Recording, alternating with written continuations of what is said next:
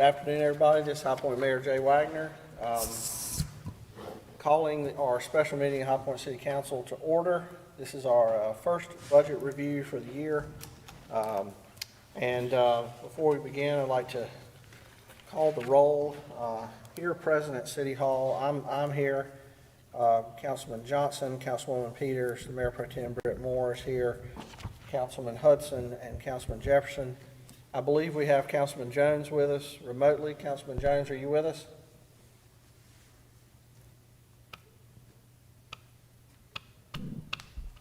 Okay. Are there any other council people with us? Michael Holmes, are you with us? And Councilman Williams, are you with us? Okay, perhaps they'll be joining later. We do have 6 people present, so that's quorum, and we're ready to begin. So, Eric, are you first on deck? I suppose I am, sir. Okay, all right. Well, I'll turn it over to our Assistant City Manager, Eric Almeida. Great. Thank you, Mayor, City Council. Yep. Just wanted to take a quick second to review the presentation we did last Monday for you. It kind of hits the highlights. I thought that would be a good opportunity to hit highlights and have any questions or comments for you all, and then we can dig further if there are any additional questions. So as we said last week, this is the 6th year we are proposing our tax rate at 64.75 cents. No change to the property tax rate. We are proposing a 10% decrease in residential electric rates. We feel like we can accomplish this through our rate stabilization fund and credits that we've received from electricities the last couple of years. We are also not recommending any change to garbage collection fees, stormwater fees, or water and sewer rates. We are proposing one rate change, a fee change to our motor vehicle fee. As you know, we currently charge $20 per vehicle annually, and by statute, we are allowed to charge up to $30, and we are making that recommendation based on the fact that the citizen survey, that's the highest ranked item on the citizen survey, is addressing street resurfacing and infrastructure. That change to that fee would generate into approximately $785,000 annually, which would increase our funding from $2.5 to $3.285 million and allow us to repave approximately 9 more miles of street on an annual basis. Here's just a list of some of the other 20 most populous cities in North Carolina. As you can see, 9 currently charge the maximum fee of $30 annually. Rocky Mount's at $25. We currently are at the $20 with Huntersville, and then the few cities that charge lower or no fee at all. Within this proposed budget, we are recommending a return to a 3% pay for performance merit increase program. This would be administered mid-year in late December, and this goes back to the program that we had for many years prior to 2020. It also continues the 1% match for 401, 457 contributions, and as you all know, we've had several years of increases from the local government employees retirement system. And this budget does address that and funds that completely. We are also asking to restore funding that was cut last year due to COVID from the High Point Museum, and to restore outside agency funding of approximately $340,000. And it also eliminates the targeted hiring freeze that we put in place this year, and that we've been very successful in recouping those funds that we targeted. And it also continues funding for Forward High Point and restores funding to the Market Authority, continues the annual replacement of fleet vehicles, and restores departmental budgets to pre-pandemic target amounts. We do have a list of positions that we're recommending. The Diversity, Equity, Inclusion Specialist for that program, a training analyst position in the HR department. That position is offset by about $40,000 in reductions in contract expenditures, so the net there is about $20,000. a payroll technician for our finance department. The 2 erosion control inspectors and the stormwater specialist positions are in reaction to some recommendations that were made by the North Carolina Department of Environmental Quality, and an assistant police chief position for the realignment of some of those duties in the police department, and then that full-time visitor services supervisor in the museum is a restoration of the cut that was made last year. On the part-time positions, we're recommending a 911 quality assurance specialist. We currently have this, it's being performed as a contract service, so we would just like to make that a permanent part-time position. A park attendant at the Oak Hollow Park, and then several positions at City Lake Park, which is in reaction to the upgrade and expansion of services that are going on, hopefully going on soon there with the construction, but this is anticipated for next summer. And then the positions at the museum, again, that's just a restoration of what was cut last year. And then we do have one small reclassification of a groundskeeper in Parks and Rec from part-time to full-time.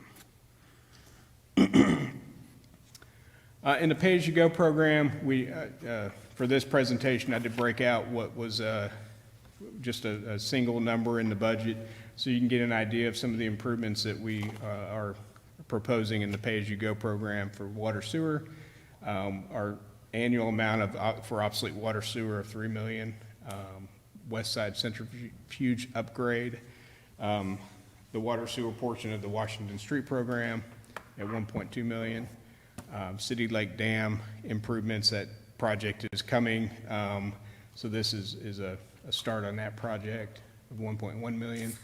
And then some of the smaller amounts you see there are typical annual investments that we make in the water sewer system.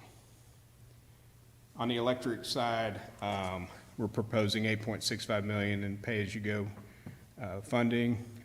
Deep River Penny transmission line is a major one there at $3 million. AMI initiative, automated meter initiative. So that's for automated meter reading at $1.5 million. The Montlou Underground project at $1.5 million. And then some of the other standard investments that we make into the electric system are the final projects there. And then on the solid waste side, we do have some funding for the Kersey Valley Road relocation and the expansion of the landfill.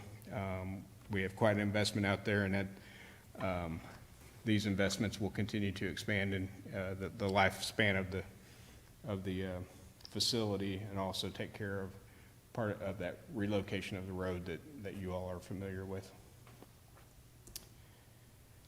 There we have one last slide. I'll throw in an extra bonus. So I told you last week about the federal funding that we are anticipating receiving. We did get guidance today. It was titled Interim Final Rules. We weren't quite sure what that means, but it was a 151-page document from the federal government telling us how we can spend those dollars that we're expecting. So we received that about 1:30 today, so haven't had time to go through the entire 151 pages, but we're hopeful that somewhere within that we have good guidance on how we can use those funds moving forward. So as you see, we have our next steps here. If we need to, we'll have a work session tomorrow and Wednesday, and then a public hearing at the next council meeting, and then adoption sometime after that. With that, are there any specific questions on any of the things I mentioned, or any other questions to be brought forward? This is Councilman Jefferson. A couple of things. Should this say May 17th, that third bullet point, just to be clear? Oh, I'm sorry. Yeah. Yes. And then also, with regards to the money that we just got some guidance on today, I assume for everyone's knowledge and the public's knowledge that we'll have another meeting in which we'll hear some of those and then go through some considerations in finance, probably go through some of that as well, right? Yeah, I think our intent was to, once we understand the guidance, to come back to city council at a regular scheduled meeting or a special meeting at some point and make a recommendation to council on staff's recommendation on how to allocate those funds, and then have that discussion with city council, definitely. Eric, this is Councilman Moore. If approved, when the budget's approved, the 10% proposed electrical rate decrease, when will that take effect? It would take effect beginning October 1. Okay.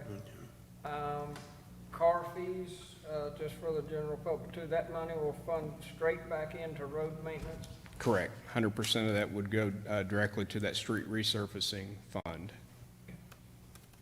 And what is the description and the proposed human resource position for training analysts? What will they be doing?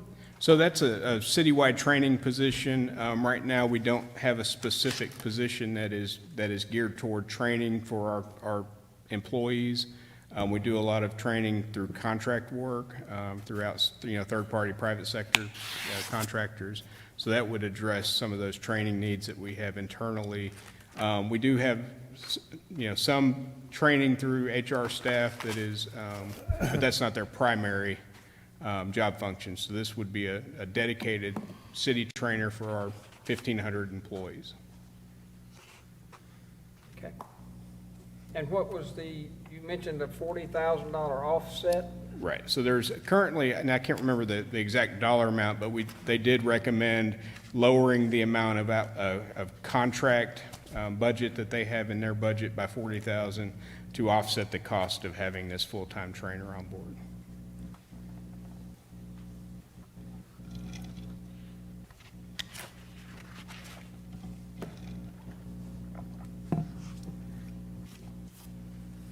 Any other questions or concerns that I can address, or?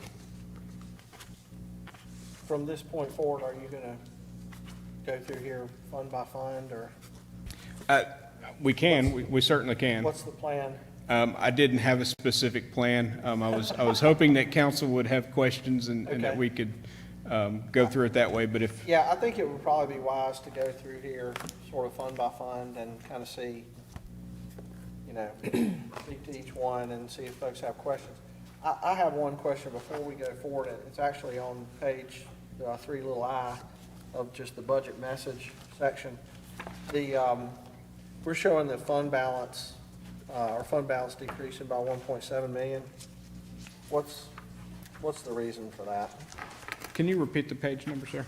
It's in the budget message section right at the beginning. It's the 3 little I's in the, there's a Third table page in. there. Yeah, third page in. There's a table there, City of High Point total budget of all funds summary. And the first line shows a 9.1% decrease in the fund balance.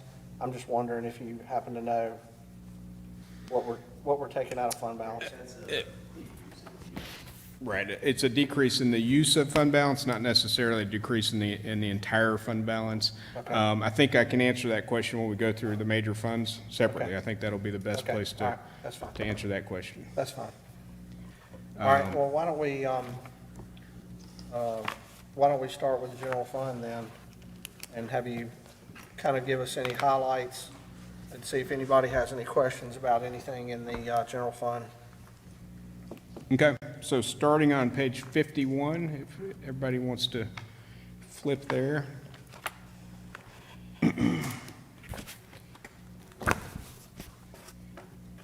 So in the general fund, last year this was the fund that made us the most nervous, frankly, with COVID and some of the challenges that we had. So we have. We'll just start at the top on the fund summary there. In the property tax section, we didn't really anticipate a large decrease in property tax for last year. So comparatively, we are up 3.5%. Some of that has to do with growth and revaluation, but some minor revaluations, but most of that just has to do with a restoration of property tax collections more to the 99.4%, I think. Where we had lowered that a little bit last year, not knowing what the impact of COVID would be. Next, on the sales tax side, we're projecting our proposed budget of $33.1 million.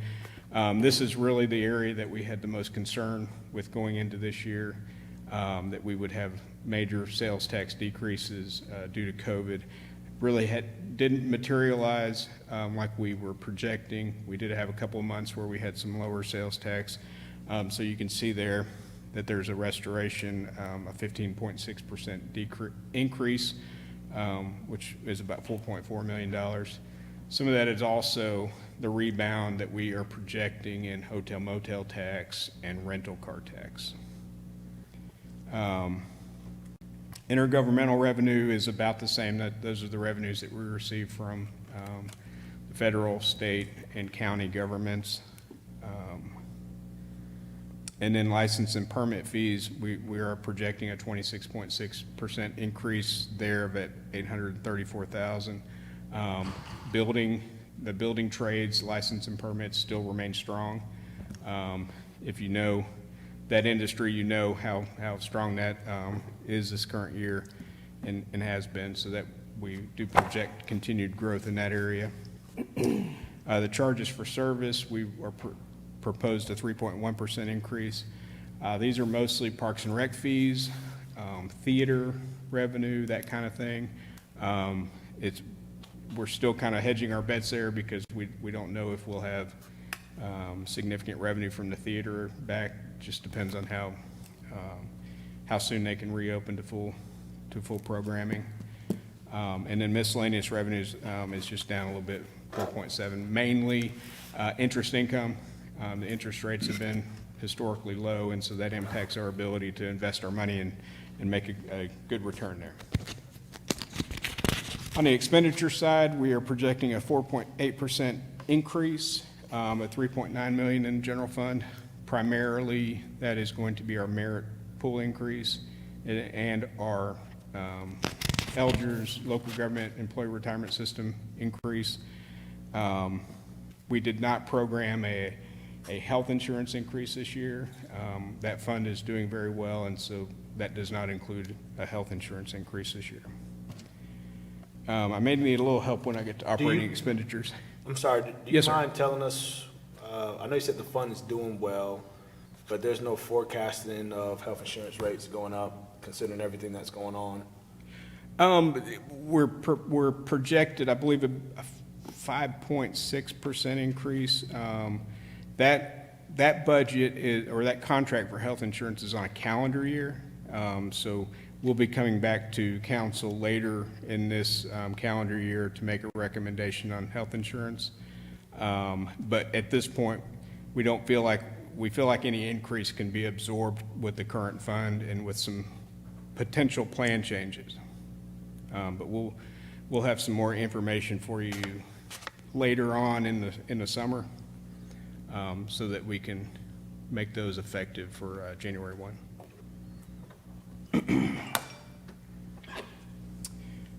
In operating expenses, we're projecting a 13.7% increase, about $2.7 million.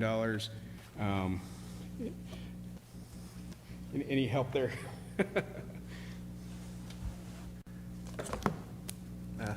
Good afternoon, Mayor, members of the council.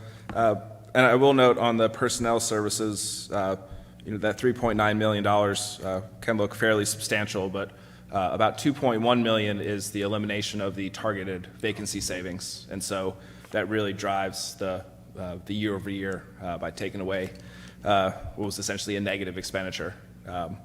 So that really drives that, but in addition to the other personnel highlights. On the operating side, $780,000 is the increased revenues from the motor vehicle fee that are going toward additional street resurfacing. So that's a large driver there in expenses in the public services division. Information technology services, there's about, I want to say $400,000 to $500,000 in increased investments. Some of these investments were previous decisions, and then the costs kind of are now hitting in this upcoming fiscal year. The restoration of outside agency funding, that's over $300,000. The restoration of departmental budgets to pre-pandemic targets. The current year adopted budget reduced departmental operating budgets. Those have been restored, but then where departments thought they were going to need their funds prior to the COVID pandemic hitting, we've been able to propose that those departments' operating budgets are at that level. An example being what recreation thought they were going to need for the current fiscal year prior to the pandemic, we have them funded at that level in this proposed budget. And so that again drives that year over year, having the reductions restored and then some of the additional spending. I think that covers, that's probably the highlights. So there's others sprinkled throughout the departments, but those are really the larger ticket items that drive that almost $2.8 million budget to budget increase in the operating side. Please kindly expound on the targeted vacancy item. Do you mind saying what that is? I know you said there was a significant, I think, decrease or removal of that from the budget. Do you mind talking about that a little bit? Yes, that's definitely. So in the current year's budget, there's a targeted vacancy savings, and so it's personnel expenditures that aren't going to happen due to the targeted hiring freeze. And so the target was $2.1 million. Through March payrolls, the general fund is on target to exceed that $2.1 million. And so by lifting the hiring freeze, you won't be achieving any targeted vacancy savings in next year's budget. And so we're able to restore all of that and take away what's essentially a negative expenditure, which was helpful to balance the current year's budget. Yeah, no, I get the logic. When you said targeted vacancy, I hadn't heard that term. I'd heard the hiring freeze, but it makes sense. You reduce the hiring freeze, you bring back expenses that go with it. So yeah, thank you. I have a question. So I don't know if I'm skipping around a little bit, but this just crossed my eye. Under capital project ordinances, under the 2/3 bond projects, the South Main corridor improvements, we still have $596,250.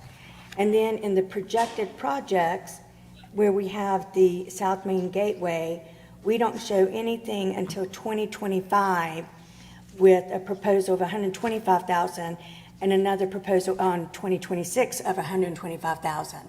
So my question is, I know that South Main corridor, I mean, we all know, y'all saw my 2 emails I got this week, and I get multiple calls. Mm-hmm. What can we do? What can we, I know that Mike Pugh and former councilwoman Judy Mendenhall did a lot of work to help secure that. Is there anything that we can do in this current budget with that to try to help that area? Monica, what pages are you on? Sorry, I'm on page 117 is where it talks about the capital project ordinances. And if you go down to 2/3 bonds projects, it's the 1, 2, 3, 4, 5, 6 item. And then if you go to page 120, under, it's number 00599. It's called the South Main Gateway US 2970 Interchange Improvements. I will say that the 596 that's in the capital project ordinance is already appropriated funding. So it's been appropriated, ready to spend. It will be reduced by the amount of the welcome sign that is currently under construction. Is that the 3,750 expense? Is that what that is? No, that won't be reflected in that document at this point. But whatever the 596 less the expense for the sign will be what's available and appropriated.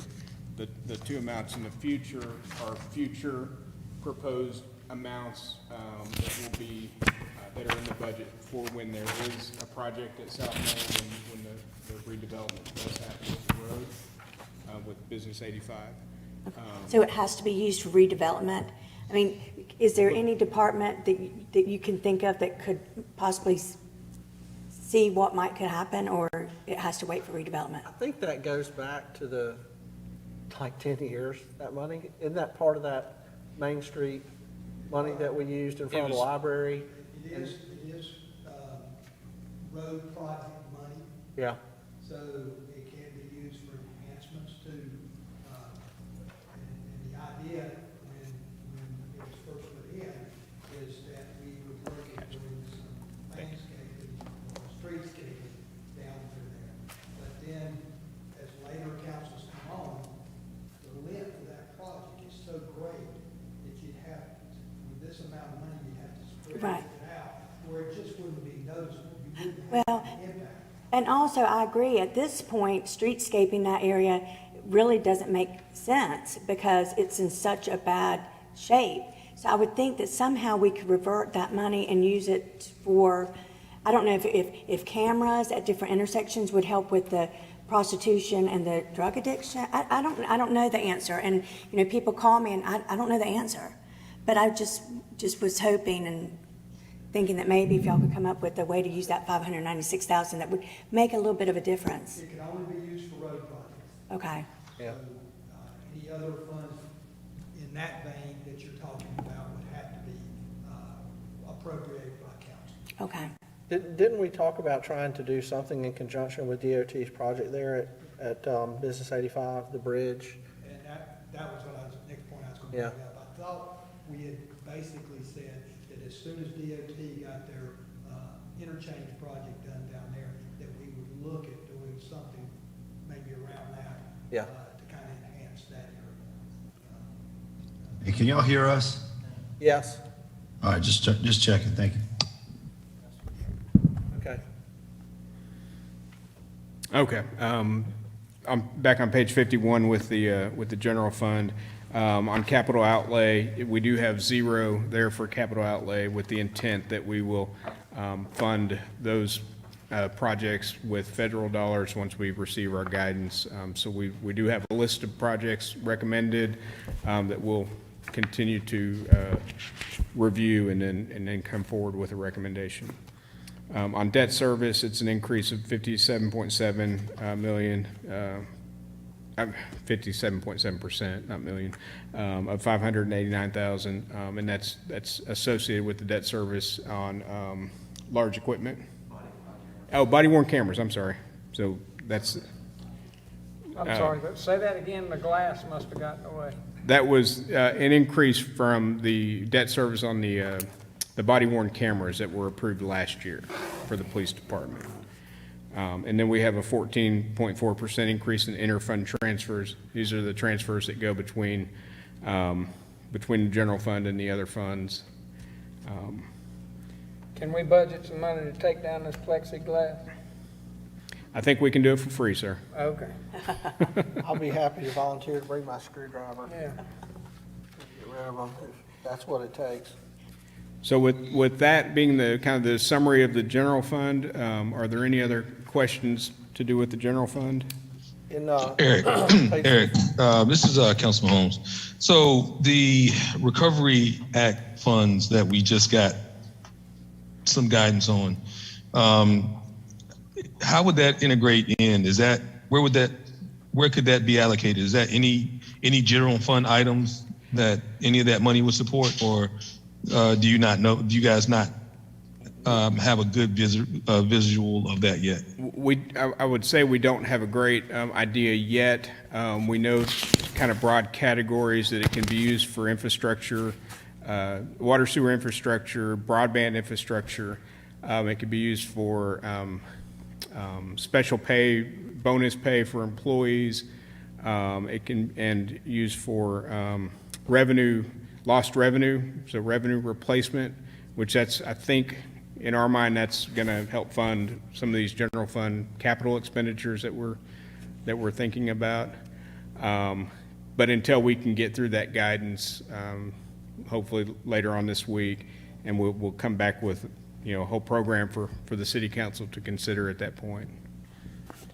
Thank you. Yeah, Councilman Holmes, what we were thinking is that you can move forward with the adoption of this budget if you so choose in the process, and then we would come back probably with a budget amendment of that whole fund of those dollars for you, so you would have a whole program to look at. It wouldn't be Yeah. piecemeal at that point. Yeah, that's kind of what I thought would be the process. Thank you, Randy, for clarification.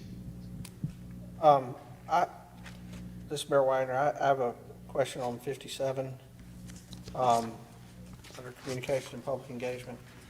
We're adding 2 positions in that office, and I know one of them is the DEI position. What's the other position? That was Stephen will take that. It's technically one additional position. It's the DEI specialist. Last year, the approved budget included the DEI officer. That budget was budgeted in the city manager's budget, and so we're just now moving it because it's housed under communications and public engagement. And so you'll see a -1 position in the city manager's page, and that's where that second one is appearing. So why are we going from 5 to 7 if it's only one position? There's also a new position included in the proposed budget, I know, a that's second what DEI position. They're moving that one. The officer moved from manager and specialist is coming in new. So we're taking it from the manager's budget and moving it to this budget, this department's budget, so there will be one addition and one existing, Okay. They're moving one of them over. and Okay. one less in the manager's. But budget. So it all equals. Oh, I got you. All right, okay. To follow up on that while you're up there. I didn't know there was gonna be math in this Concerning budget. our staffing, you know, if you flip through each page, can you kind of just quickly go through, because is that a reflection of the hiring freeze being lifted? We're seeing, I don't know, I hadn't added them all up, but I'll look through it. You know, I don't know how many total positions we're looking at adding, but in engineering, we're going from 18 to 20. And human resources, we're going from 14 to 15. So is this just part of a reflection of positions that had been held under the freeze? No, it's nothing to do with the freeze. Okay, well, I'm asking. These are the new positions that were outlined to you in Eric's earlier presentation. Yeah. Okay. Could we, while we're right here, this is Councilman Jefferson, on page 56, under city attorney. Madam Attorney, I know we've had some conversations in the past about expanding your department, but I wonder, was there not a proposal to expand that, or we're just not at the point in which you feel like we've discussed that enough? You mind elaborating? I've had some discussions with both the manager and assistant manager about that. We're looking at trying to bring in someone like a law student at least, and have kind of an intern for a period of time, because we're trying to figure out exactly how to budget that. So it will likely be at least mid-budget year. So I'm beyond that, then I turn to these gentlemen here to explain how that fits into the budget. Yeah, at one point, we had talked about potentially adding another assistant attorney if we felt like that the hiring of that position could actually save us money, so we wouldn't have to farm so much stuff out. And we We definitely. had talked about real estate, we talked about, Human resources, Yeah. EEOC stuff. Yeah, remember that we had the umbrella insurance company that came and voiced some concerns about how things were being handled. And so we needed to up the involvement of the legal department, which again increases the burden and responsibilities that we already have. So that's what we're going to be looking at. We're hoping, though, that we can get maybe an intern or a couple and start kind of looking at some individuals, see if there's an interest in that, and then begin looking at hiring somebody. If we're looking at coming back on site July the 1st, everybody being back in the office, COVID's kind of slowed everything down too, because it's difficult to hire somebody, know what kind of work they can do for you, and personality and all of that as well. So the timing has definitely been slowed up. The need for the individual has not gone away. okay. So it's something we may reevaluate during the course of the year. Bottom line of what you're saying. Yeah, it's still there, it's still coming. I just, again, then I defer to these gentlemen with regards to how that fits into the budget. Okay.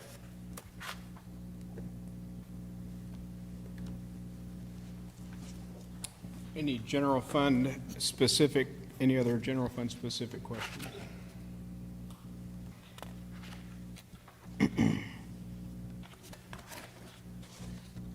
What's, under transportation, page 71, there's a 8.5% increase in there. What,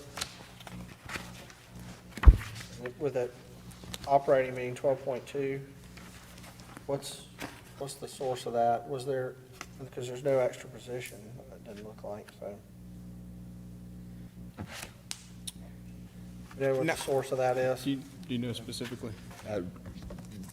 not the full increase, but earlier I spoke of that restoration to pre-pandemic targets. The transportation, I believe their consulting account was reduced by about $50,000 in the current year's budget, and so we've restored that in the budget. And so that's kind of, with not a lot of other operating increase, that's driving a good portion of that 12.2%.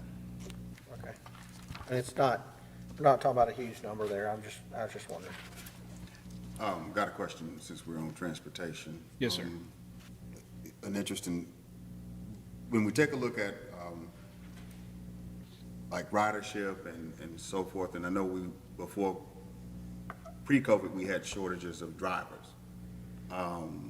Have we seen anything that's going to have us having to address, I guess, the competition element of trying to require the driver? In other words, has the ridership picked up enough for us to kind of concern ourselves with that at this time, or is this something that we're going to have to look at down the road, like maybe in October or so forth, hopefully when stuff tries to get back to normal? I think we'll have to look at that further down the road.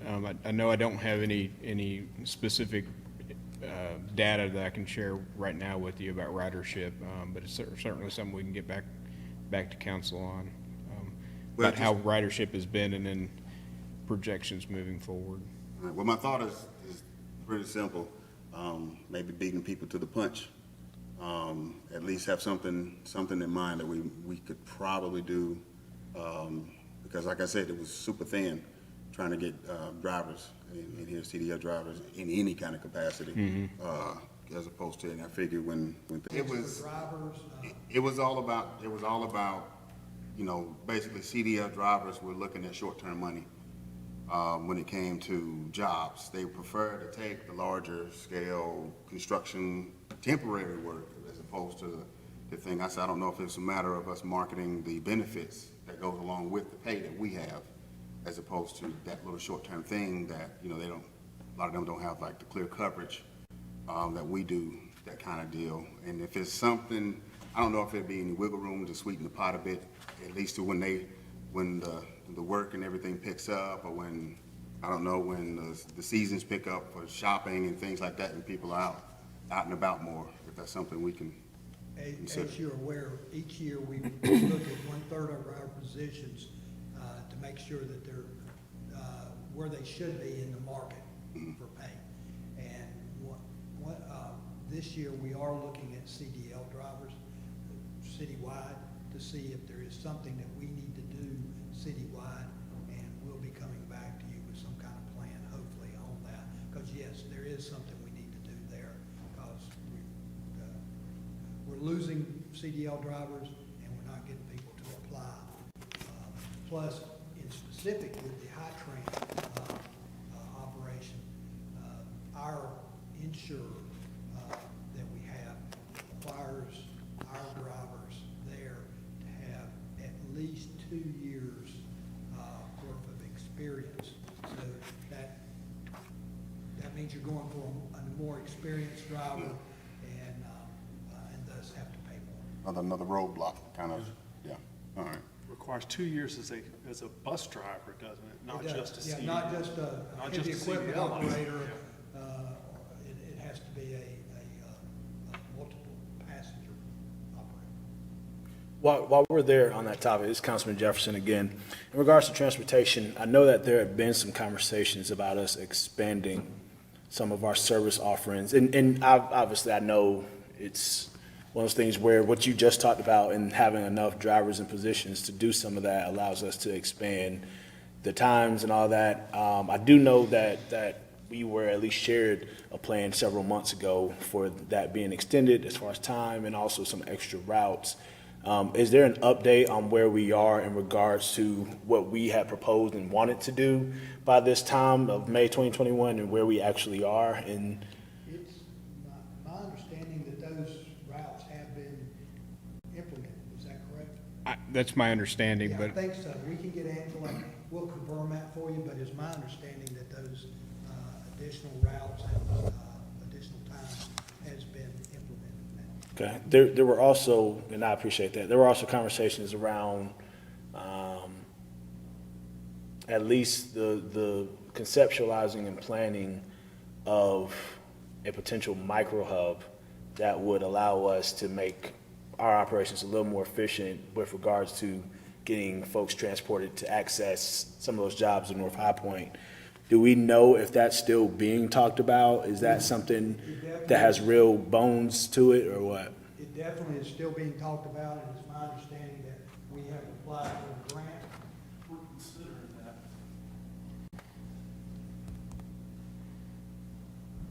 that. That is a potential grant project that we are looking for potential submittal. So that is a project that's on the plate as a potential submittal. Will we have to match any of that, or is there something, I mean, what's our skin in the game? I know typically when you're applying for something state or federal. Generally, it's 20%. So do we have any of that set aside in this budget for that? Not yet, but until we know the parameters, we won't. So we potentially come back, if we get the grant, come back for a budget amendment? That's correct. Okay, 20%, is that, I mean, what's the grant size, I guess? Is this 20% really significant? This would probably be under the infrastructure bill once that comes out.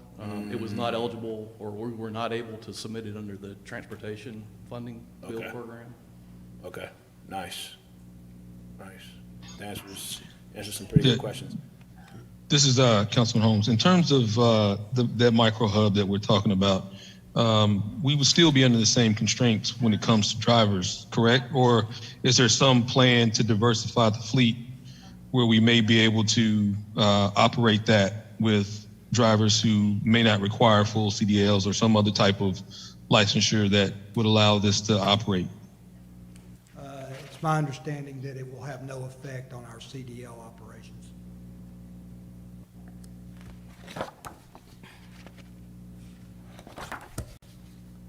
Anyone else have questions about general fund? Yeah, actually I do. It's a multi-layered question, so it's gonna have one question that gets an answer and then another corresponding question. For police, we've got 96 positions sort of set aside, but I know that part of what's been expressed to us from the former chief and current chief is just sort of the challenge of filling some of those positions. Do you know how far away we are in being at max capacity? Last I heard, we were down about 25 positions. Correct. About 25 positions. And they're out Working hard to recruit. working hard to fill those vacancies. What would you say? That's the same with Every year, I know, that's just a challenge everyone's dealing with. in North Carolina is looking for those good recruits. Good recruits. Okay, I got a few more questions there. Typically, to train and get an officer out and all that stuff, I'm thinking of how much time it takes to do all that. And so typically, how many officers in a good year do you recruit and have out serving the city of High Point? If they've already been through basic training, then I'd say it takes about 9 months, I think, to, once they complete basic training, to get them through all the other training that we do in-house. Yeah. As well as their in-service training, the ride-alongs, Yeah. et cetera, and get them on the street. Yeah. So it's a delay. Yeah. Once you even get them through. Yeah, no, I get all Require that, yeah. basic training. Yeah, I mean, we want to be trained, so I get all that. Would you say in a good year, great year, we get about a dozen folks in serving? It would be purely a guess on my part, unless someone's got a better idea. I'd say that's probably 12 to 20 a year. 12 to 20 a Would be year. a good year. Okay, I have a thought, and y'all go with me on this for a second, because I know Chief Travis Stroud, again, congrats to him and recently being appointed to that position. He, in some of his conversations with us, has a really, I think, impactful, at least what I believe to be an impactful approach to protecting and serving our community. And some of that includes some unique perspective on how we show up when we have, for example, residents who suffer from mental health issues. And some of that has been, hey, it would be great if law enforcement is able to show up, not only more trained to handle those situations, but also show up to support with actual mental health professionals on the scene. And I'm just throwing an example of a potential thing out there. I wonder, and certainly I don't think Chief Stroud is here or is even nearby, but if at some point tomorrow or Wednesday, would love to have him come in to hear some of his take on that, because what I'm wondering is, if in a good year we get 20 officers in, is there a way for us also to ask him within his budget to see about how he contracts with potential mental health professionals to support some of the visits that they're doing? So in no way would it decrease what they're doing. It wouldn't decrease. We want them to recruit. We want to make sure we have a full house staffed to do what they need to do. But I know some of that creative policing that we've talked about, I mean, I just recently witnessed where there's an individual who certainly was having a mental health breakdown. Officers actually did a really great job, I thought, in handling that. But sometimes, I mean, just the situation calls for a lot more than that. So I'm wondering if we can hear from him on that to see if he's got any thoughts or any considerations for how we can support that, especially given the budget he has, knowing that there may potentially be some gap funding, or not gap fund, I don't know what the word's left, I'm thinking of maybe leftover towards the end. I mean, thoughts? Cyril, this is Councilman Jones here.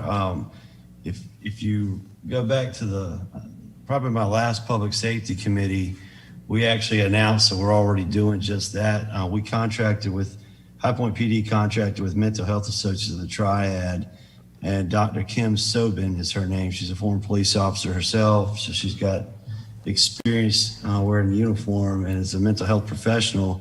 She is now providing on-site mental health assistance to de-escalate a situation where mental health may be involved, as well as providing mental health services for officers who may have been involved in a crisis or something, as well as their spouse and family members. So we actually are pretty ahead of the game when it comes to some of the things you just mentioned. We will reach out to Chief Stroud and see if you elect to have sessions tomorrow, Wednesday, we'll see if we can't get him here to speak directly to that.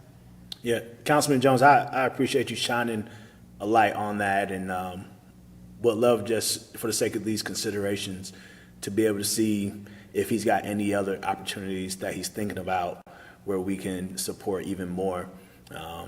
I happen to believe that this department, under his leadership, will continue to do phenomenal things in serving our great city, especially as we expand and grow. Having all those conversations are so essential to our growth. Thank you, Vic. Thank you, Randy. Cyril, this is Councilman Holmes. We could also benchmark against Greensboro, a group that I'm familiar with, was contracted by Greensboro to offer full-time, around-the-clock services with mental health, where they partner with the police. It's the SEL group, the Social and Emotional Learning Group, and they partner with the city of Greensboro through the city council to do exactly what you're talking about. So we could actually benchmark against them as well. Anyone else with any general fund questions? Well, let's move to. I'm sorry, Mr. Mayor. It's Councilman Holmes again. One last question about our transportation related. Is the insurance mandate for our drivers, is that a federal, state mandate, or is that something that we could look at adjusting locally? We have discussed that in the past. It is my understanding that that is a provision in our current liability insurance coverage. And as far as whether, I don't think we have the option to change it. We've looked into that in the past. It may take changing liability insurance companies or coverage in general in order to do that. Do you think if we made an adjustment like that, it may make us more competitive in terms of attracting drivers? I think it probably would make us more competitive. I just hope it would keep us just as safe. I don't know. I'd really, what I'd like to do is talk to Angela further in regards to that before we made any decisions, and we'll bring some information back to the council in regards to that. All right. Thank you. Mayor Wagner, before we leave general fund, All right. I know this is everyone's favorite topic of the day. Some of the strategic initiatives that I know we're all really excited about doing here in the city are ones that, obviously, given what happened with COVID, we had to slow down a tad bit, which we all get and understand. Manager McCaslin, I know in your letter you referenced that despite that, we're still going to look to see how we can support with resources and time and investment where possible. What I'm curious about, though, is maybe what our thinking is on the process, and maybe it's one of those things where there's later budget amendments. I don't know. I just want to make sure we talk about it so that if the appropriate earmarks need to be made, we can do that. But so several of the items I have listed here, and I'll probably reference some of our conversations on it in public meetings. I'll try to go fairly quickly, and if y'all need some clarification, y'all let me know. We talked about the MWBE process in one of our community development meetings. We actually had the department come in. I don't want to mess up names, but I can't remember the individual who came in and really shined a really great light. Assistant Manager Almedo also gave us some great figures and brought in, I think, Sammy to share some things as well. However, what was not lost on me was the point made in that department, and I think the minutes will reflect the point he made, which is that there's some opportunity for us to grow there and for us to grow there and potentially do a little bit more. And I know that we probably don't want to get ahead of ourselves with jump right out and saying, hey, let's fund a position, but should we be considering earmarking funds for a study potentially to support potential growth in that area? And if there's other opportunities in addition to or separate from a study, what may they be? I just want to make sure we're not losing our track on that conversation. Also, I also heard it in another public meeting, us talk about the Fair Housing Assistance Program that the Human Relations Commission feels so strongly about, and one I feel very strongly about. In my short tenure on council, a good bulk of my calls have been around folks with the issues that they feel like they're potentially having around fair housing. And so I'm wondering, as far as the budget goes, are we making some considerations for that? Some of our strategic initiatives from the February 2020 council retreat, I know that we've got some money set aside for the Downtown Economic Development Center, which is doing very well. And I hope we'll consider supporting that again another year or two at least. But there were a couple of things. I know very recently we've heard from Chairman Holmes around marketing, and I know that we don't know exactly what that effort's going to look like, but just wanted to not be lost on us. Are we making some considerations for that? Is that just a budget amendment conversation down the road? Would hate for us to get several months in knowing that we want to make some significant changes, and we're not thinking about that right now, as well as the one around community development, in which we want to do some targeted neighborhood development stuff. And I know, again, that was another effort that we had jumped into with 2 feet. COVID slowed us down. But again, it was a strategic initiative that this council put all of our weight of support behind, and would like to just know what sort of considerations are we giving to supporting those efforts. Even if we can't go as far as what may be ideal, are we tracking and making some progress in those areas? What are the steps that we can make, at least in this next fiscal year, to support those initiatives, given that we all feel so strongly about them? And finally, this one isn't an initiative that I think I've heard in a meeting. It's not one that we talked about in our council retreat, but I've heard it a time or two, and perhaps it's not that significant of an expense that it's one that really needs to be talked about a lot. But I have heard, and I am aware that our personnel are in conversations, I believe, with Matt Till and the High Point Schools Partnership Group around how we can support Wi-Fi expansion throughout the city. And I don't know what our first steps are in that, if we're making any considerations on that. That's probably not a general fund talk. I just don't know where it's at in this big 1,000-page binder, but I just want to make sure that it's not being lost on us again, the considerations of those things. So I'll say MWBE, because I know that was a part of our big diversity and inclusion initiative that we talked about and the manager wrote out in May of 2020. Fair Housing Assistance Program, our Human Relations Commission, where our liaison, Councilman Johnson, has been doing really great work on that. That's been talked about. The marketing effort from our council retreat initiative, Councilman Holmes, I know, has brought that up. This targeted neighborhood development, figuring that out, and I know we put a pause on that. And then the Wi-Fi expansion. Are we making any considerations for those? Do we need to go back to the drawing board and see what can we do in this next fiscal year to support our progress and moving towards that? I'm not making any assumptions about what we absolutely have to do. I just want to hear what we are doing on those 5 things, if that's possible. I know Would you like me to respond? Oh, go I ahead. know that the Recovery Act money, one of the potential uses for that is expansion of Wi-Fi. I don't know if that's entered into your capital ideas for the expansion. That definitely has entered into the list for potential uses of those funds. Steve Lingerfeld and I met with Matt Teal last Friday, and we have another meeting scheduled in a couple of weeks. There has been a very strong effort region-wide with the technology, it's TDI, Technology Initiative, I can't think of what the D stands for, that's been a partnership between Guilford County, Greensboro, High Point, A&T, UNCG. There's a large group that is making some proposals and trying to secure some county and state and federal funding to expand broadband access in High Point and in Greensboro.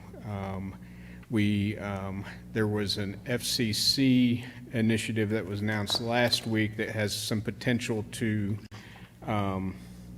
help fund some of the programs that North State and Charter Communications have to expand into areas of the city, low-income areas where one of our challenges is that we have service in a lot of these areas, we just don't have citizens that can afford the service at market rate. And so this initiative will help bridge that gap between what the market rate is and what a subsidized rate may be. So we are having those conversations, and I think, long answer short is that we have that as a list, an item on our list for potential federal funding. The same thing with the targeted neighborhood initiatives. I think we have that as a potential funding item with the federal funding that we are anticipating seeing. And as you mentioned, the marketing program, that one is, we're still having discussions about that. So until we know the scope and scale of what that may be, that I think is a potential budget amendment item as well. From the MWB and the Fair Housing Assistance Program standpoint, I think we as staff are trying to determine just where that fits in relation to the DEI investment that we've already made, the one that's proposed in here with the additional position in the budget, and what existing staff we have that has expertise in this versus what staff we may bring on board. So I think we're still having those conversations. I think it's fair to say we're still having those conversations to figure out exactly what resources we need and where we need them.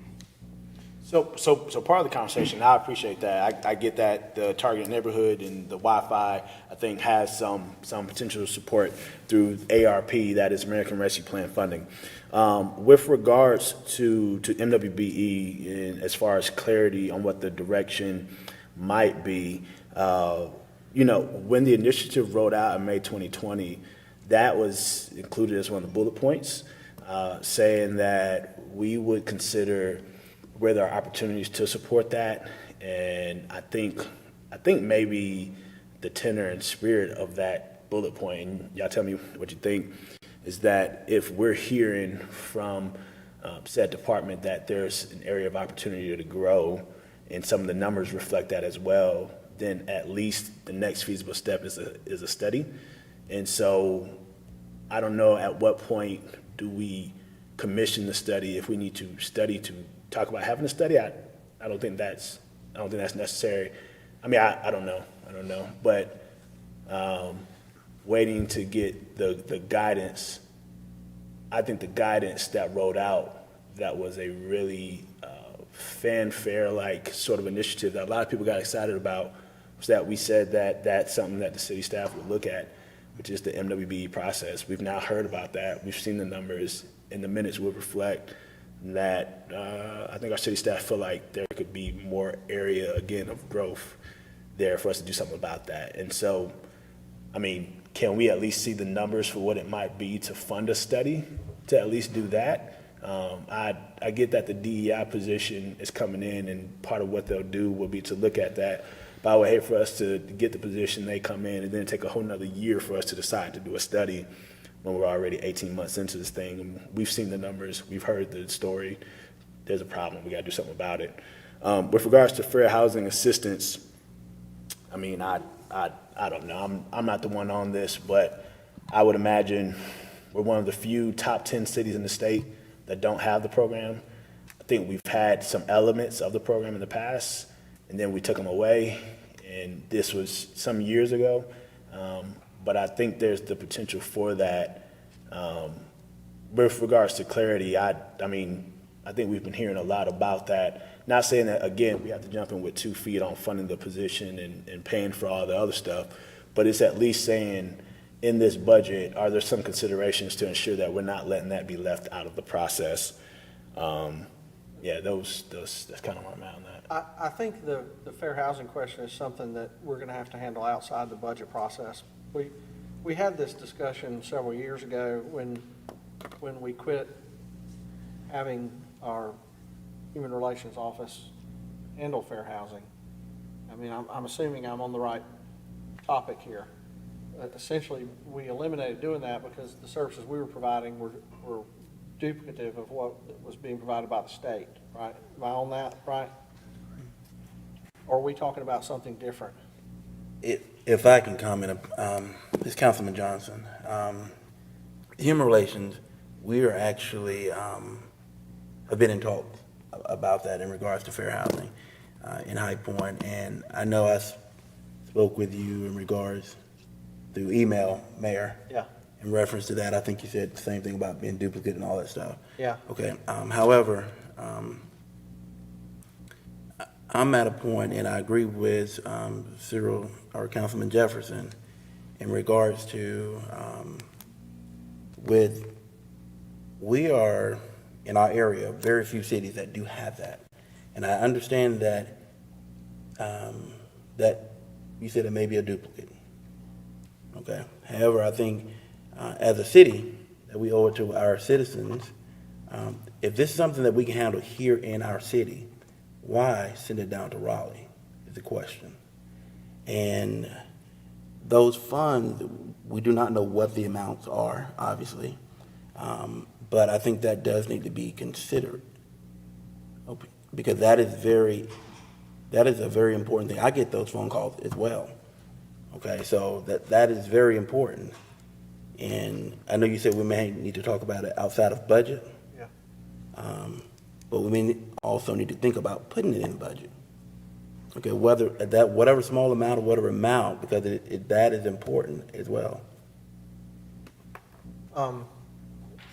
Yeah, I just, that's something, if we're gonna have a discussion about whether to bring that back, I think that's something we'd have to discuss and then look at. I know you mentioned that there's potential that we could get state or federal money to help fund that. So if we chose to bring it back and we're able to get money, I think we'd have to handle that through some kind of a budget amendment later on, because we don't even know what it's gonna cost or where the potential funds to pay for it are. And then on Cyril's other point about MWBE, I'm not exactly sure what do you want to accomplish through a study? We had staff pull up our numbers so that we know where we are on our percentages. Are you wanting a study that would help us to understand what we need to do to increase those numbers? Or I'm just fuzzy on what you want to accomplish through a study. Yeah. So a couple things, and thank you for your question, Yeah. Mayor Wagner. So I think the study helps us probably get a clearer picture of how we might navigate improving where our numbers currently are. I think there's also the talk, and I'm going to do my best to recollect,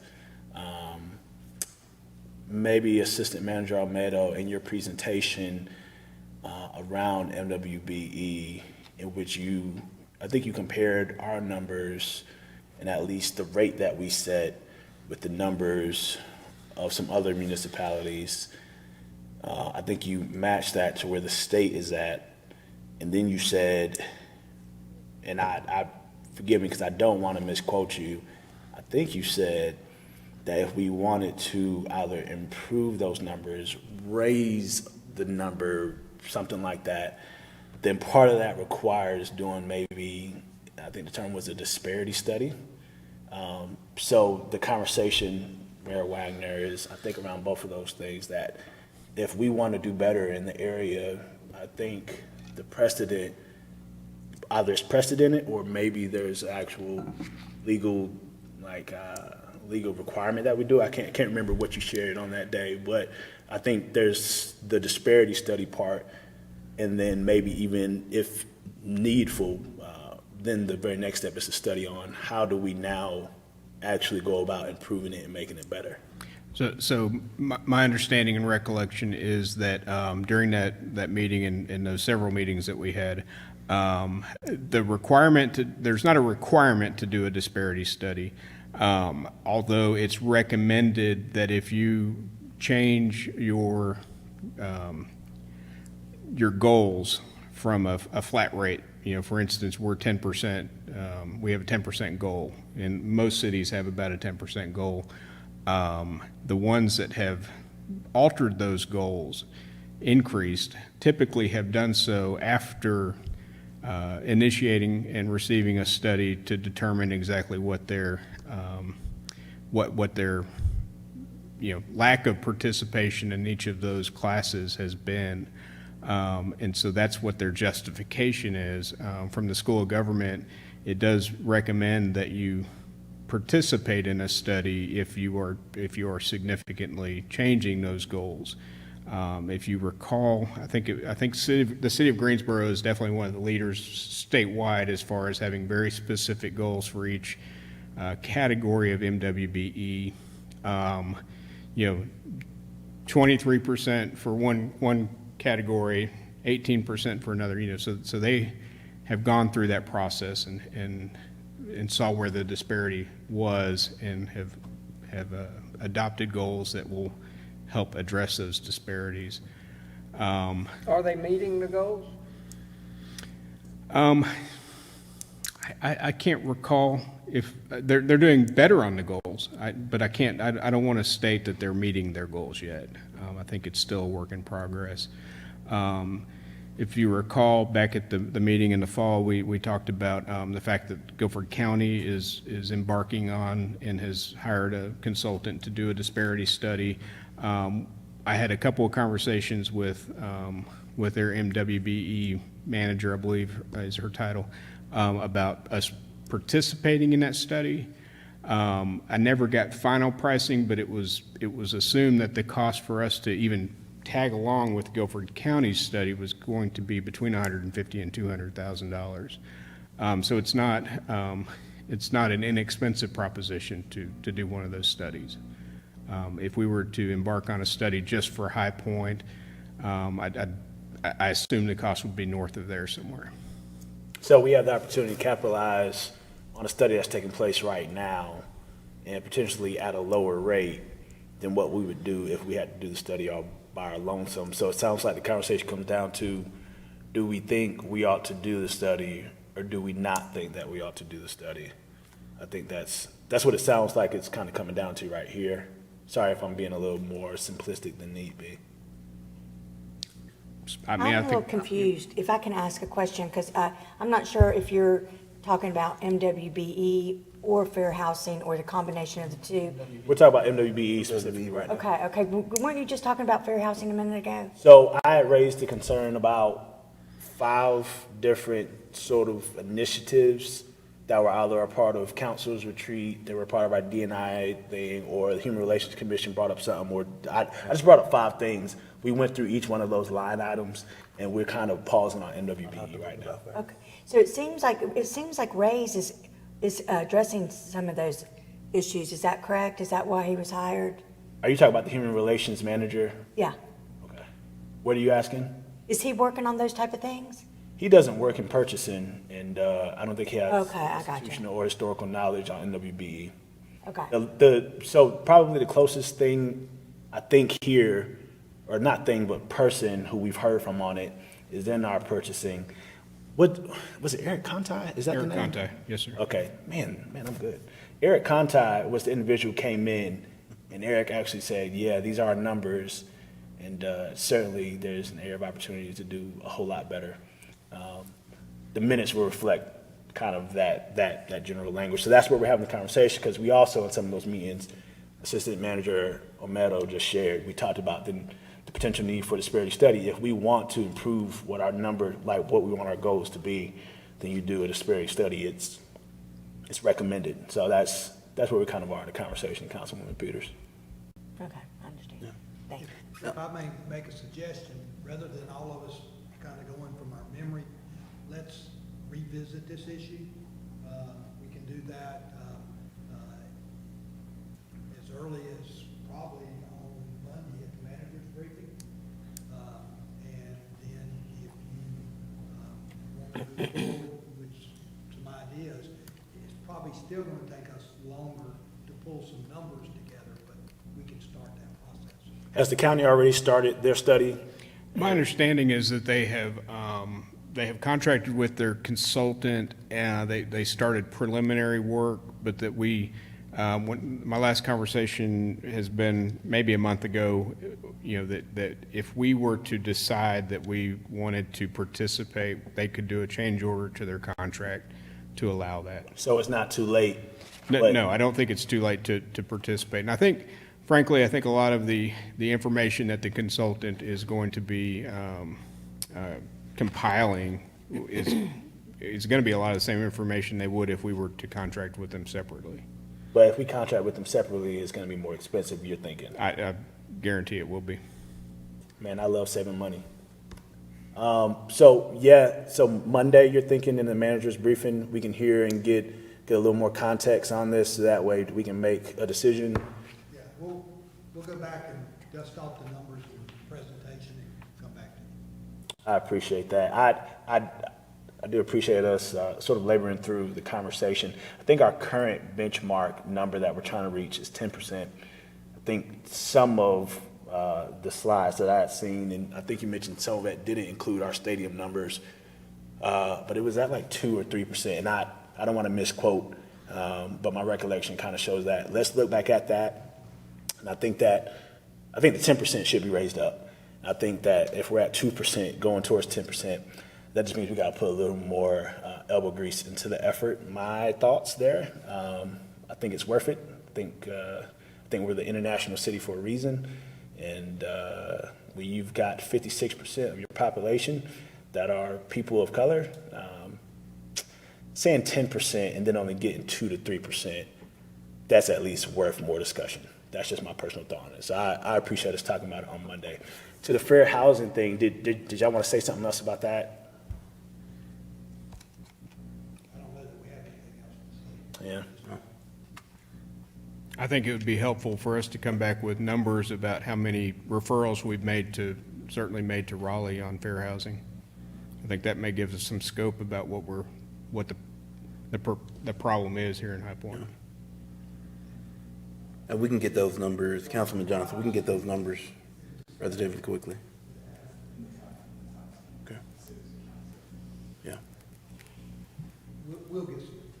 I don't think we're prepared. Will we chat about it on Monday? Okay, awesome. Great. And I guess the marketing thing, Councilman Holmes, that's your wheelhouse, so I'll leave that alone for now. Thank y'all so much. Okay, let's move to debt service. Okay. So in general debt service, that is all the expenditures related to our debt service, just our GO bond program, our 2/3 bonds, our stadium, our lobs. On the revenue side, the main revenue source there is property tax. And then we have funding from, for the stadium operating agreement, CVB revenues, and then a transfer in from the general fund. So our debt service our current debt service is just over $11 million. Now, I know y'all are always looking for opportunities to, I guess, to refinance debt, and given where the interest rates are, do we think we have any opportunities for that coming year? We may have some with our next issue, potentially. I mean, our next issue, we'll take advantage of these low rates. The problem is we can't do advanced refunding anymore. So whereas in the past, in this low rate environment, we would be refunding everything good. That we lost that ability. Yeah, so I'll Why did- reiterate for Why did our, we lose that ability? Recent tax law changes. yeah, I got you. Made them, no advanced refunds are no longer taxed. Gotcha. yeah. Okay. But we certainly do look at refundings, and our consultant in Davenport and company look at refundings, and give us a report every time that they see one that, even marginally makes sense. And of course, we don't go after those, but we do when they will generate significant savings for us. Any questions on debt service? All right. Okay, on You've general. kind of touched on general capital projects, but Right, so general capital projects, we don't have anything budgeted this current year due to the federal funding coming. all right, so water and sewer. So water and sewer, on the revenue side, you can see we have operating revenue. This is residential, commercial, industrial, water bills. We are projecting about a 1.3% decrease. This is really, we don't have a rate increase proposed, and we had some decrease in mainly commercial and industrial demand due to COVID, so that's a reflection there. If you look at intergovernmental and miscellaneous, I think we've got some of the intergovernmental revenue is, for the budget side, the proposed side is in that miscellaneous number. We receive intergovernmental revenue from the city of Jamestown, Archdale, and so I think that, but we do have intergovernmental revenue. It hasn't all gone away. It's just a matter of where it is in the, I think it's down there in that miscellaneous number. So in total, we're looking at a 20% decrease, but the majority of that is because last year we had a large approximately $14 million fund balance appropriation that all went for capital. It's part of that long-term capital plan that we have with Davenport, where we had resources in fund balance. We made that recommendation to fund a significant amount of capital through PAYGO. So that's the reflection of why it went to zero? Is the Correct. Shift, okay. Correct. On the expenditure side for personnel services, it's a 1.9% increase, and that's again due to the merit pool and the elders increase. On the operating side, we're projecting a 1.5% or $207,000 increase. Pretty minor increase there. On the water sewer capital, that's a decrease of $882,000. Again, that's a debt service. It's just a continuing decline of debt service as we continue to pay those revenue bond payments.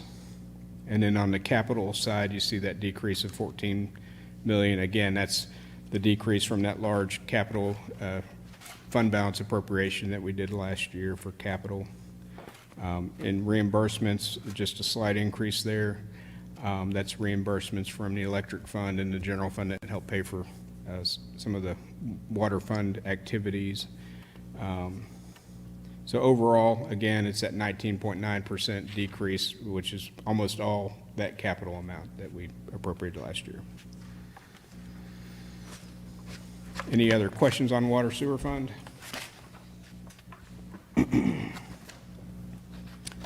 Going to page 89 on the electric fund.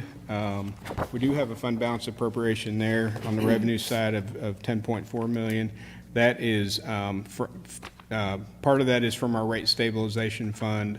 That's one of the ways we were able to achieve the 10% rate reduction for our residential customers. And then the other part of that will pay for one-time capital. Again, down there on operating receipts, we show about a $5.2 or $6.2 million decrease in revenue. That's again related to the 10% rate decrease. And then on other revenue, we have a decrease of about close to $3 million, 22.6%. That's primarily going to be what? I know some of that's interest income decrease. Yeah, a big part of that's interest, they have substantial interest income. Yeah. So they do have substantial interest income, and so that's a decrease due to that. It's not all of that. We can get some more detail if you'd like.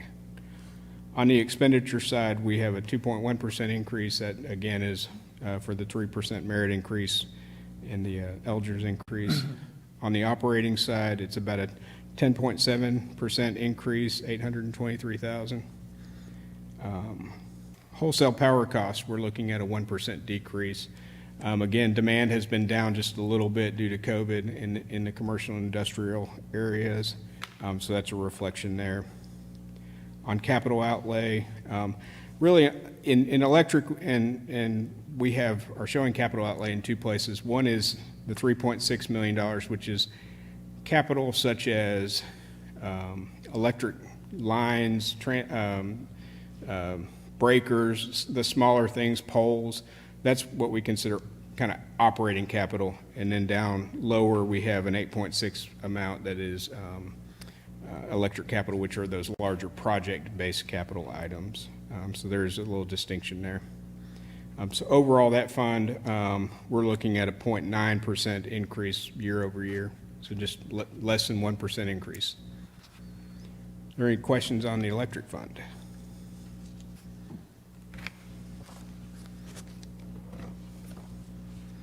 Very good. Next, in the next tab, we have the parking fund. This is really, there's not a whole lot of change or activity in this fund. It's just where we capture our 3 parking decks and then our surface lots that are activated during furniture market.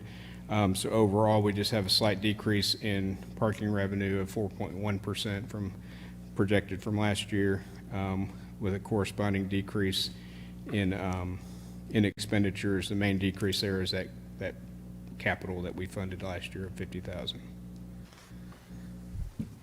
Any questions on that one?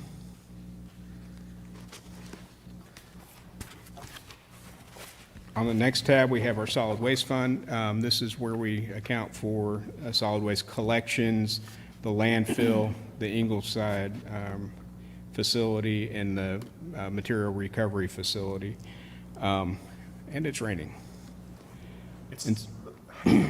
So it's pretty severe coming. Okay. So on the revenue side there, we do have just a slight uptick in operating revenue of 2.9% for the solid waste fund, with a slight decrease in miscellaneous and other revenue, and then the interfund transfer amount of 2.125, which comes from the closure post-closure fund. So that's what we transfer over to fund the capital portion of this budget. So in total, that's a 16.3% increase.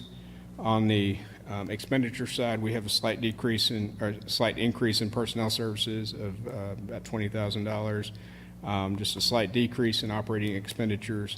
The landfill capital, we have that increase of $1.95 million. Again, that's transferred from the closure post-closure, and that should correspond with the amount that we have for Kersey Valley closure in the capital projects. And so in total, that budget is about a 16.3% increase. Any questions on that one?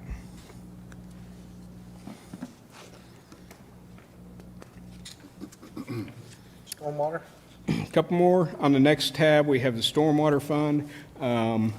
This one is a fairly consistent fund. And so on the revenue side, we really have zero increase in operating revenue, just a slight increase, and then a slight increase in miscellaneous and other revenue.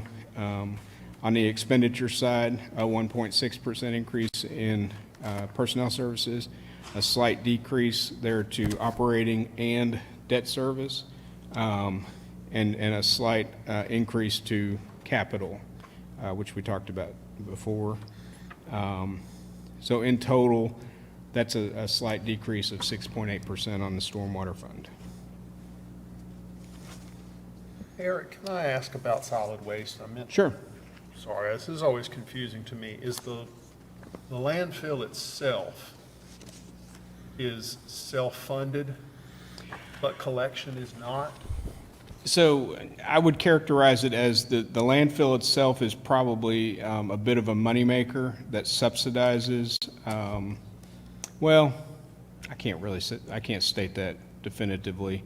I'd really love to get those numbers and bring them back to you, because it is, there is a bit of a subsidy, and I can't remember now if it's from collections to landfill or the other way around. But does that run through our budget, or are they a separate enterprise fund? It all runs through this this solid waste budget, which is itself an enterprise fund.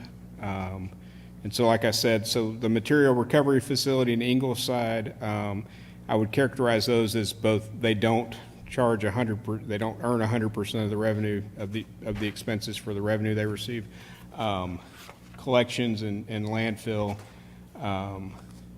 they're close, but I don't want to be quoted on which one is making more than the expenditure. But I think I'd like to bring that back to you if I could. The collection on property tax doesn't fund the this facility. Correct. It's 100% user fee funded. Okay.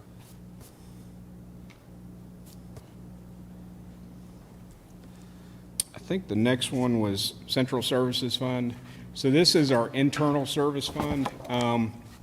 This is where we, city departments pay a fee for certain services. Radio is one of the categories. Computer replacement, fleet services. So each vehicle, each department pays a rental fee for their vehicles. And then also the insurance reserve fund is run through this. No, I'm sorry, not for this presentation, it's not. So it's those three: fleet services, radio shop, and computer replacement. So in total, we have, with all the fees that we charge departments, we do have a slight decrease there of 2.6 million or 16.7%. The personnel that runs through there, we have our fleet personnel, fleet maintenance personnel, and we have our radio shop personnel that are paid through this budget. So there's an increase of 4%, again, to reflect the merit increase and the Elders increase. Just a slight uptick in their operating budgets. The capital outlay is a decrease of almost $3 million. We did have a larger capital outlay last year for fleet. It was one of our larger years, so we have scaled that back to the $2.6 million this year for strictly fleet. And then the debt service amount, we do have some debt service on a portion, on some of our fleet vehicles, the larger vehicles, and then also a small amount for radio, for some of our radio equipment. So in total, that's a 16.7% decrease for our internal service funds. And then behind there, I don't know if you want to go through all the smaller funds or not. It's our Economic Development Incentive Fund. Are we still holding at 10% on our reserve funds? Where does that show? We do have a chart there on the reserve funds on page, it's actually in the manager's message section.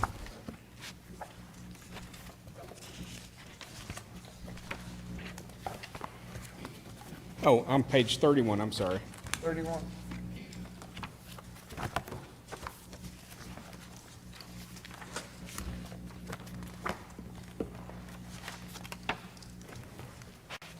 And so we're running at about 12.3% for our general fund, and then on our debt service fund, we're just shy of 100%. That one strategically, we have had quite a balance there in the past for debt service. Water sewer, we're currently at 58.6%. Electric, and water sewer, we do have a 50% fund balance policy there. Electric fund, we have 26.6%. And then you see our amount for rate stabilization. This was the rate stabilization that was put into effect in 2016. And so we built a reserve of estimated fund balance of $47.3 million. This is the funding we'll use to maintain rates for what we hope is about the next 10 years and not have to have a rate increase when we receive wholesale electric rate increases from electricities. And just for reminders and knowledge for us all, that 12.3% figure at 2.7 million almost will carry us how long if we had to hit it? Well, it's actually an 14.4 million. That 2.67 million is Yep. the amount over 10%. Right. And so, looking at $100 million budget as a total, so that'd take you almost 15% of your year if all revenues, dried up when we had to use our fund balance. The point is, it doesn't carry you that long. Correct. It's basically cash flow, I understand. because we don't get bulk of our property tax revenues until late fall, September to December. Comes in two different. I just wanted everybody to understand how tight And these sales things tax comes are. in with a 2-month delay, so. Right. Eric, with a 10% electric rate cut this year, where does that put us competitively with Duke Power? I'll have to prepare those numbers. Okay. It gets a little tricky when you're trying to determine what Duke charges versus us. There's a lot of different rate classes and a lot of different I get it. variables. Randy, electricity usually comes out with those graphs over time, right, to show the ebbs and flows of who's where, and depending on debt service and everything else that each entity has. Yeah, but as Eric just said, there are several rate classes. Right. Residential as well as commercial and industrial. Right. And it is very difficult to. And apples to apples, yeah, I'm sure. Yeah, I'm just wondering, because it's a recurring issue that people say we're so much more expensive than Duke. But if we're cutting our rates, I haven't heard anything about Duke cutting their rates. So I'm just wondering where we are, especially when it comes to residential rates, because that's what our taxpayers are primarily concerned with, their own bill. So if we could have some idea. We'll try to put Kinda together where an we estimate are. and get to council as soon as we can. Okay. Anybody have any questions about any of these smaller specialized funds? And then, of course, there's a breakdown in the back of the specifics are more in the back.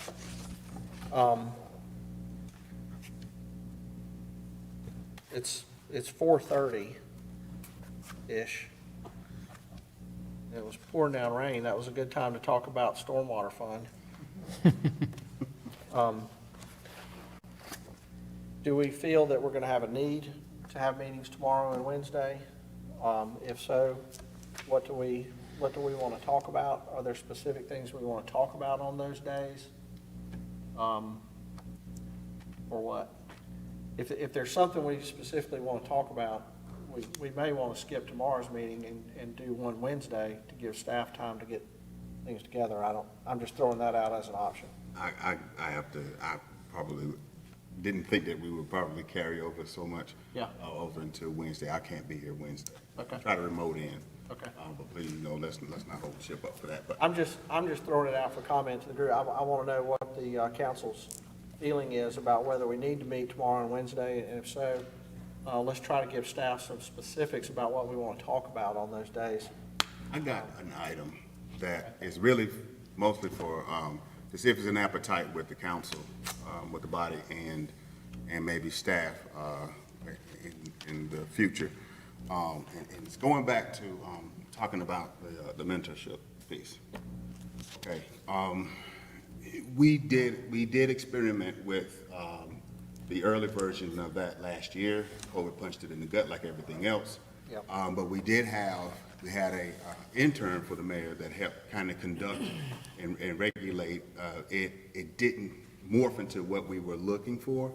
But the idea is after 2 conversations I've had with 2 of the successful collaborative organizations in the city, which is FJC, Family Justice Center, and the Greater High Point Food Alliance, the shortfall where we were hit is in my question to us. What I want to say is there's like an old African proverb that says, a child not embraced by the village will burn it down to feel its warmth. When we look at the ages of the kids that were doing all the shooting, most of the shooting, the assaults, and the homicides over the past couple of years, they were below 17. That's something to keep in mind when you look at the cost of arrest, investigation, and all these different pieces that goes into police dealing with it, as opposed to some kind of, some kind of mentorship piece that could be an element in front of it. I think that's something we need to consider. Our shortfall is that we did intern. We did a decent job. We did a pretty decent job in communicating with the different organizations across the city. But the success point where the Food Alliance and the FJC has it is that they had a paid position in place, period. That's the difference. The Food Alliance speaks for itself and how it reduced our food, issues, where we were number 1 in the country with food insecurities. We were 14. They did that. That shows that the FJC has had, years of success here, but we didn't have something in that place that was concrete. And not only that, we actually have support from the FJC willing to help us to build this to what this can be, so far as helping us getting this coordination piece in place, laying out the communications and connecting the different organizations. So just food for thought, y'all. If we, right now, the Violent Crimes Task Force with the police and High Point Community High Point Community Against Violence have done a good job, but we had spikes like crazy. We were in double-digit, 20-plus double-digit homicides for a minute. In 2020, the effects of the Violent Crime Task Force and the other partners has lowered it, but do we want to sit on our laurels and take the chance of this happening again? It is still happening in high numbers in our neighboring cities and across the country. So I'm just making it a point. I think that needs to be dealt with as a body and as a staff, that we have a paid position that can coordinate this very program and help us to kind of intercede and get these kids the help or access to those services that's out there right now. Just wanted to put that out there. Thank you. I think in the work that we did, and Chris and I did quite a bit of work before COVID hit, working on this issue, and we had really good dialogue with different charities and nonprofits in town. I think at the time they were very excited about working together, but we did envision a need for hiring someone to be kind of a coordinator. I think that's, maybe I'm putting words in your mouth, but I think that's what we were kind of looking at. Exactly what I'm talking about. I don't know exactly where you put that in the, in what department you put it. I don't know if it's a public safety type position that would be funded through the police department or through, I don't know where to put something like that. But I think we have an opportunity to help a lot of kids. And the kids were excited about it too. We did a focus group with the kids, and they were excited about it too. It's something that there's certain aspects of it that sort of have to be driven by the kids, and certain aspects of it that where we can get charities working together to maximize our potential to reach different kids. And Do you think you can be so totally successful as you want to be without the churches and the schools? They played a part in it, even in the earliest parts. yeah, they were. I know they do play a part. but Yeah, the churches were involved in it, communities and schools was part of what we were doing. We did, how far did we get with actually talking to people at the school system? I don't remember. Just a couple of, I know I sat down, I talked with Principal Gauls at one point with Andrews, and we were just getting to that place where we were trying to, you know, you and I were working right along with the intern to trying to do that specific work, that coordination piece. And then COVID eased in and all that got quashed. So it was, we hit a block because of just, you didn't have someone that's there that can kind of keep that momentum going. We did it when we could, we called meetings when we could, that kind of deal. And you need something to be consistent. It needs to be a steady application of effort to coordinate this. I mean, and just so you know, this has been talked to and gets buy-in from even the police department, because the chief said it's an untapped market. He even said it in Chairman Jones's meeting when we was talking about Camp Hope and how transformative that stuff was with the kids that were connected to this, you know, to domestic violence and so forth. So I just think I do not want us to just overlook this and miss out because of, you know, one position that could at least get this thing going in that direction. It just feels that, you know, we just had juveniles arrested. There were 18, I think, that was arrested for a shooting, and because of North Carolina law, they were released to their guardian. And they did apply the charges of assault with a deadly weapon with the intent to, you know, commit serious injury and so forth and et cetera, but got released right back on the street. Do you think that needs to be a full-time position in your opinion? I do. Yeah, I do. I do. Yeah. It's, it would give us one of the issues we ran into when we were meeting with the nonprofits was, how to, you got to have somebody that's sort of the clearinghouse. If let's just say, one of the groups involved with us was the Macedonia Resource Center. Well, there was discussion about, you know, taking kids to swim at the Y, let's say. So the YMCA is involved, Macedonia is involved. Macedonia doesn't have transportation, but the Y does. So you know, the Y can take buses to Macedonia, pick kids up, take them to the Y to swim, take them to use the gym, whatever. Because the Y right now, if you're in the summer and school's out, the Y is giving free memberships to kids, you know, to come to the Y. So, but you need somebody who is the coordinator of that, you know. And Does the Boys and Girls Club of Greater High Point come into play with you on this? they were involved in our groups. It was 2 I million. don't want to say, I get you talking about tightening up the umbrella, but some of the things you just mentioned in that one particular example are duplicate services of what the Boys and Girls Club does. Am I incorrect in stating that?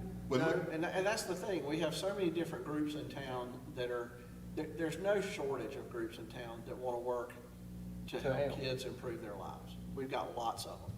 What we don't have is a situation where it is easy for them to coordinate service. A lot of them are providing duplicate services rather than working together. Mm-hmm.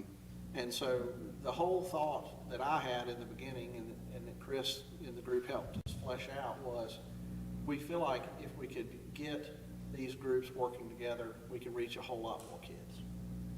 If they're not duplicating services. As we went through it, what we kept coming back to, I think, was the fact that you've got to have somebody who's able to help coordinate these different groups and what their needs are and who can provide or fulfill a need.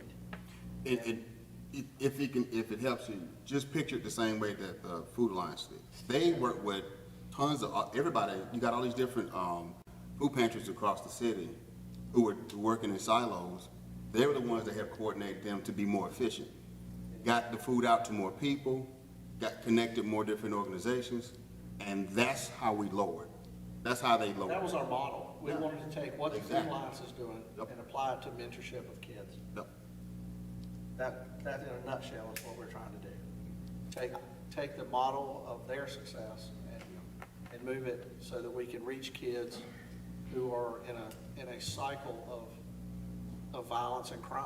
Right? And just so you know, you've had groups interested even donating, because the Realtor Association, I believe, was the ones who donated some. We didn't even know what to do with the money. We just kind of, because we were on pause with everything, but they did donate the cash. But for example, that could go to the fuel to get the kids from these neighborhoods over to the Wild where the membership's free, for example. So, but you needed someone to be in place to do that. Right. Hey, gentlemen, I'll jump in on this. As the resident sort of professional who works with these organizations every day, I can tell you right now, they're screaming to say we need someone to be a convener for this collaboration. So to Mayor Wagner and Councilman Williams' point, they all do great work, Councilman Moore. They all do phenomenal work, and all of them are proud of their missions and boards and all that. But what I know that every single one of them say on a daily basis, many of them are organizations that our firm works with. They wish that the city actually would step in to do this and be that convener to kind of get something going. And then at a certain point, I imagine, kind of like Food Alliance, you kind of make it where either it's sort of exfilled or whatever out of the city, but there needs to be a convener of all this because there is a major duplication of services. And quite frankly, there's just not, of all the resources that are out there that are going into youth development and education, there should be, in my opinion, a bigger return on that investment. And the only thing that I think is really missing is the collaborative piece. So maybe it could be a greater High Point Youth Alliance. Yeah. Well, we don't know yet. I think you might have a branding and marketing snafu on your hands. We need a Carl Veerling who's going to concentrate on mentorship. Yeah. That's what we need to push this along. And yes, Mr. McCaslin. Do you see this as being a city employee, or could it be someone that maybe works under the umbrella United Way or something like that, and the city provides some funding? Well, I guess I don't know. I don't know that's what I'm saying. I don't know where that position fits right now. I mean, there's an argument to be made that it's a public safety issue. Maybe it should somehow be funded under public safety. I think there's, but then the Food Alliance is a private thing. Right, but CAV is lease, Yeah. so I'm sorry, ma'am. When you mentioned calling about the donations, as they came up, as you guys were working on this, the thought of even across my mind of not sure how you could make an arrangement where we get some employee. Kind of where I was going. Okay. Don't get a lot of donations to the city. Yeah. Hey. Donations to a private group that does the same thing in the city. Right. Can- And the legalities are much more simple. Can I jump in on a thought here? And this is just a thought. We kind of take with it what we will. And Councilman Holmes, you were on this same group as I was, and maybe some of y'all were, but we're all alumni of the Citizens Advisory Council, which is facilitated by our local community development department. And I don't know, I don't want to misspeak here, but I imagine of all our city's departments, they probably interface with our nonprofit organizations more than anyone else. And they've got folks who I think are in their department who work with neighborhood associations. They give some grant funding to nonprofits through CDBG and all of that. But I imagine, and maybe Director McNair, who's here, can speak to it, I imagine it may be natural to sort of have a position that's just like that that's full-time in the city, where they've got all that institutional knowledge and probably a little more capacity than other departments. I don't know. I could be wrong. Y'all tell me. No. And maybe that's a natural fit. Yes, Councilman Holmes? I was going to say, I think I am in line with Councilman Jefferson on that. I think considering the makeup of that particular board, I think it may be appropriate to look inside there for some ability to coordinate and the natural way that they integrate with a lot of the organizations who may work with some of those groups. I think that's a pretty good place for us to start to look at if we're gonna do this in the city. I think that'd be a pretty good place to start.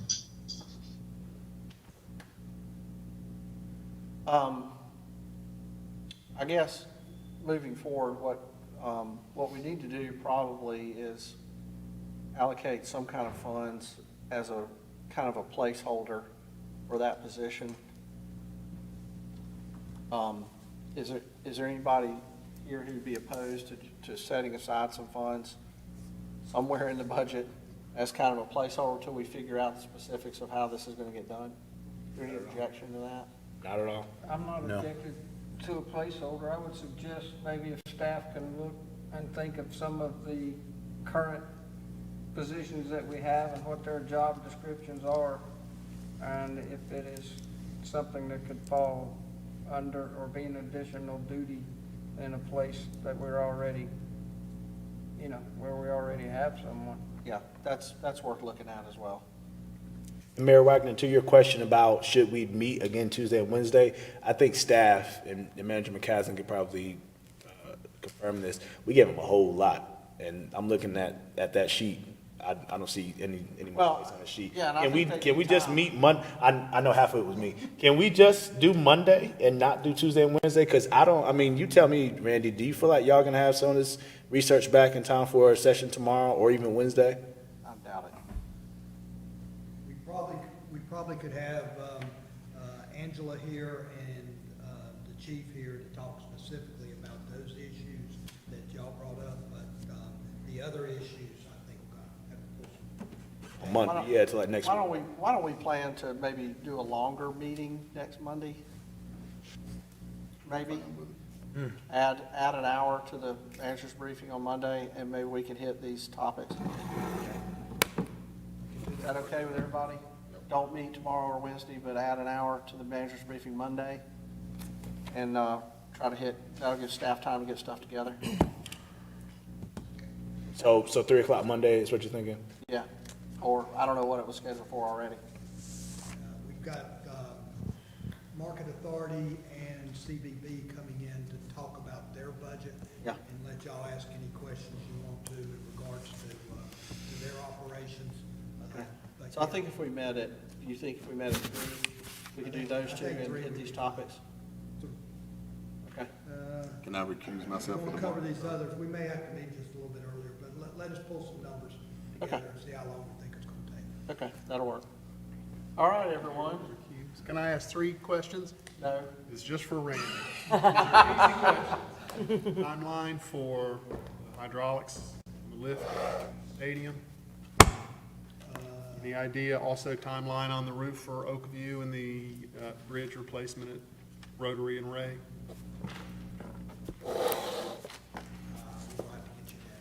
Okay, I mean, it's not gonna be next week, I assume. It's not in the near foreseeable future that, okay. All right, yeah, add that to the list. Okay, anything else? All right, I'll need a motion to adjourn. Motion to adjourn. Second. Motion to adjourn by Councilman Jefferson, seconded by Councilman Williams. Is there anyone opposed to adjourning the meeting? Speak now, or forever. Ask your questions on Monday. Okay, we're now adjourned. Thank you.